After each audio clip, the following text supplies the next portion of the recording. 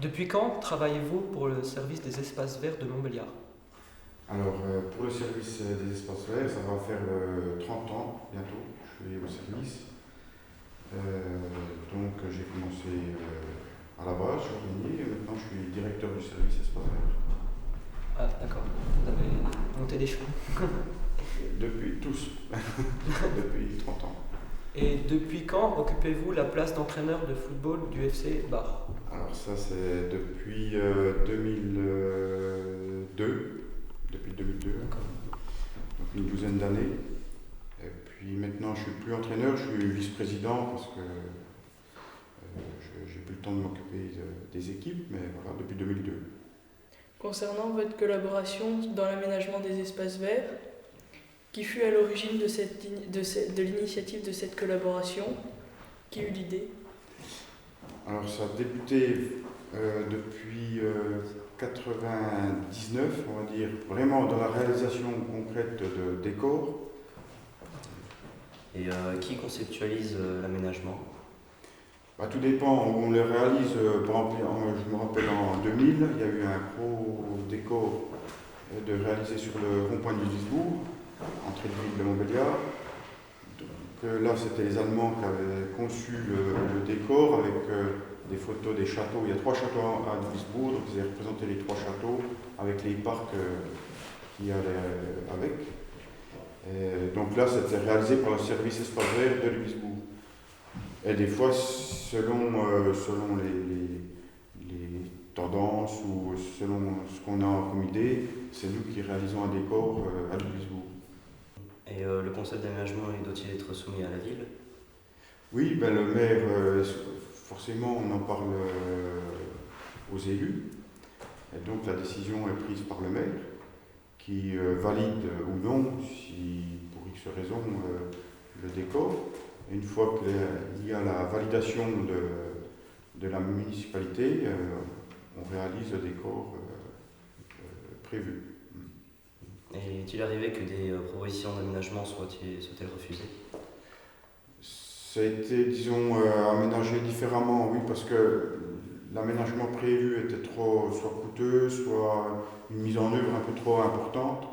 Donc on revenait tout le temps des décors ou assez simples, faciles à mettre en place. Et combien de temps dure une période de travail d'aménagement d'espace vert? En général, c'est sur maximum une semaine. On prévoit 3 à 4 jours de travail, maximum 5 jours. Et vous travaillez beaucoup avec des collègues allemands? Oui, alors ce soit des jardiniers de la ville de Gisbourg allemands qui viennent à Montbéliard, 3-4 jours ou 5, ou alors des jardiniers français de la ville de Montbéliard qui partent à Gisbourg. Avez-vous eu l'occasion d'obtenir un aperçu des méthodes de travail du service partenaire allemand? On échange, oui, évidemment, on échange quand on est là-bas, puis qu'on travaille avec les jardiniers allemands, on échange sur leur durée de temps de travail, comment ils fonctionnent, et puis même au niveau des salaires, ça va comparer ce qu'ils gagnent par rapport à un jardinier en France. Et puis, oui, puis dans la façon de faire, ils ont une approche beaucoup plus écologique de l'entretien, espace vert, qu'on applique de plus en plus aussi en France, parce que dans je sais pas, la tonte, ils tondent moins souvent les pelouses, ils laissent plus facilement les herbes s'installer, moins de produits phytosanitaires. Donc ils ont une approche plus écologique, donc on essaye de se calquer sur eux, et puis de toute façon, c'est vers ce à quoi on s'oriente.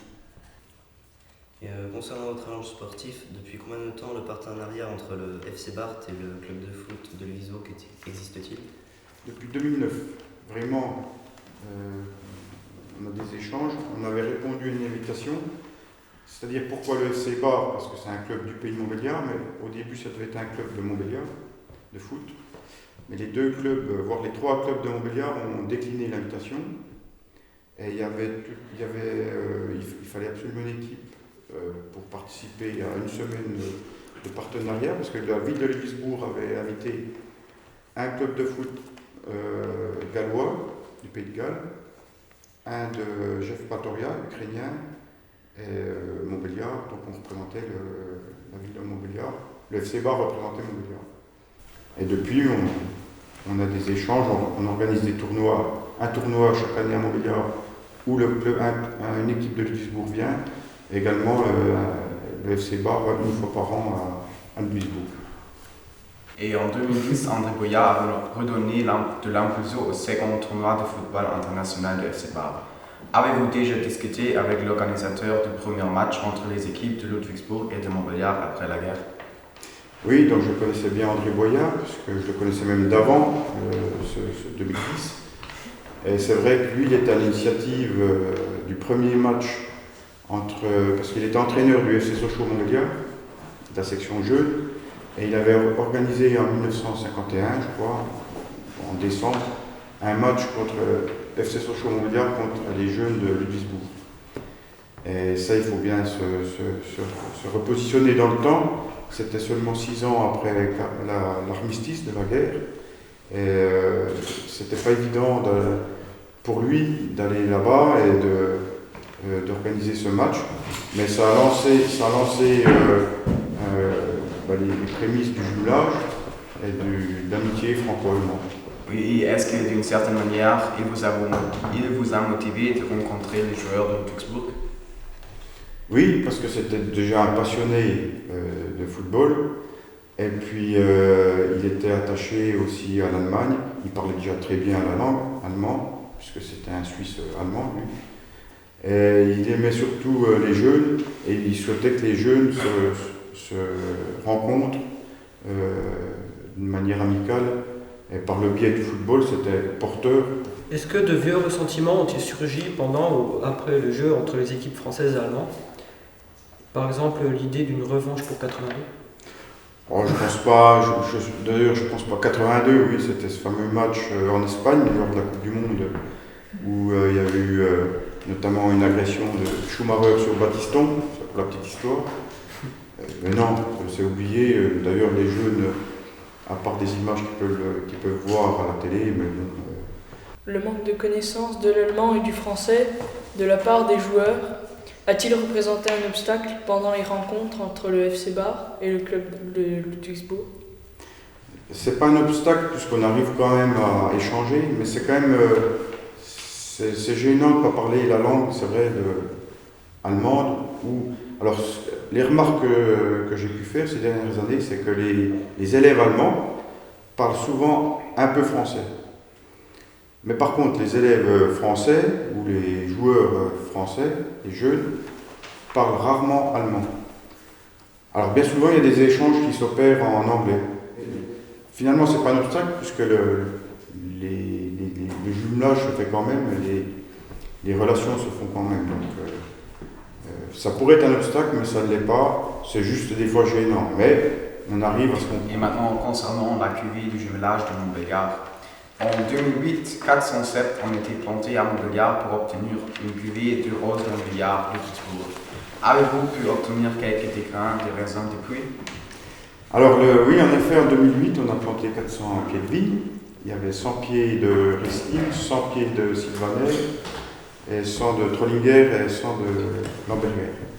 Mais on s'est rendu compte depuis 6 ans que c'est très difficile de maîtriser la technique de la vigne et la production surtout. Et on a eu quelques récoltes de grappes de raisin, mais ça reste encore, je sais pas, c'est 4-5 kilos sur la vigne. On a eu différents problèmes, mais on avance, mais la vigne est toujours produit pas encore. Je pense que le terrain, les cépages, on s'est rendu compte que le Riesling et le Sylvaner ne s'adaptaient pas en dessous dans notre région. Donc, ça a été décidé quand même l'année prochaine de planter des pieds d'un autre cépage qui s'adapte plus facilement au terrain. Mais on ne désespère pas de produire un jour une cuvée du jumelage. Donc le but c'est de produire, parce qu'à Montbéliard il n'y a pas de cave, donc c'est de produire le raisin, mais le raisin sera transporté à Ludwigsburg et vinifié dans les caves du duc de Wurtemberg.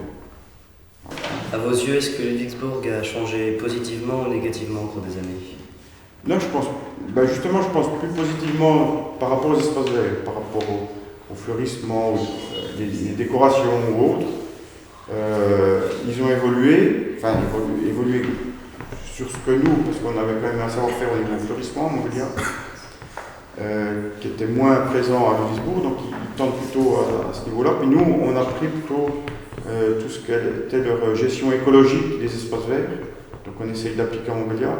Donc en fait, oui, on évolue ensemble, et puis de ce qu'on peut observer là-bas, on essaie de l'appliquer en France, à Montbéliard, et finalement ça fonctionne. Et grâce aux rencontres que vous avez faites au cours de ce partenariat, gardez-vous une image de l'Allemagne différente de celle qu'on véhicule dans les médias, les clichés habituels que les Français ont l'habitude de voir? Oui, moi j'en ai une bonne image d'Allemagne. Franchement, c'est les gens de Ludwigsburg, à chaque fois dans les échanges, que ce soit par rapport au jardin ou par rapport au foot, c'est tout le temps des gens sympathiques. Alors je ne sais pas si ça vient que c'est un pays de vin, parce qu'il y a beaucoup de vignes là-bas. Alors sûrement, on doit aimer écouter le vin et la bière, évidemment, et puis ça aide aux échanges, mais je pense qu'il y en a une part qui est liée à ce phénomène, mais c'est des gens très sympathiques.